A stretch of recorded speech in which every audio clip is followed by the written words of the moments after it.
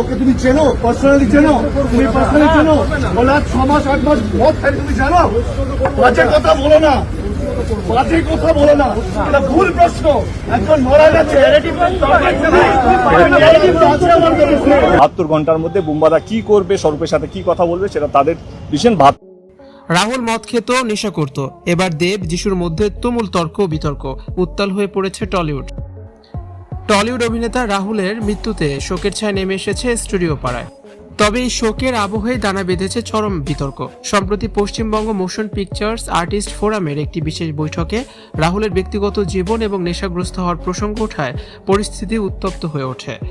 ঘটনাকে কেন্দ্র করে দুই সুপারস্টার দেব ও যিশু সেনগুপ্তের মধ্যে তুমুল বাকবিতণ্ডার সৃষ্টি হয়।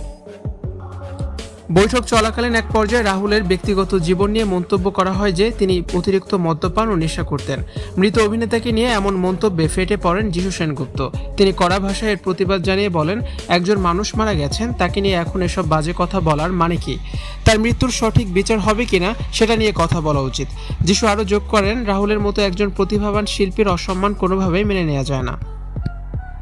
বৈঠকে উপস্থিত থাকা টলিউড সুপারস্টার দেবের সাথে এই বিষয় নিয়ে যিশু সেনগুপ্তের তীব্র তর্কাতর্কি হয়। প্রত্যক্ষদর্শীদের মতে টলিউডের শীর্ষস্থানীয় দুই তারকার এই সংঘাত উপস্থিত সবাইকে অবাক করে দিয়েছে। দেবের পক্ষ থেকে কিছু গঠনমূলক আলোচনার চেষ্টা করা হলেও রাহুলের জোরালো বিরোধিতা করেন। বারবার প্রশ্ন তোলেন, কেন একজন মৃত মানুষের চরিত্র নিয়ে কাটাছেঁড়া করা হচ্ছে।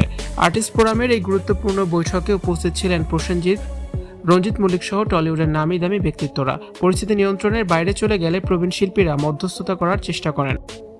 ব্যক্তিগত জীবনের কোনো খুঁত যেন রাহুলের মৃত্যুর তদন্তকে প্রভাবিত না করে। তিনি কেন মারা গেলেন এবং তার পেছনে কারো অবহেলা আছে কিনা তা খতিয়ে দেখার দাবি জোরালো হয়েছে।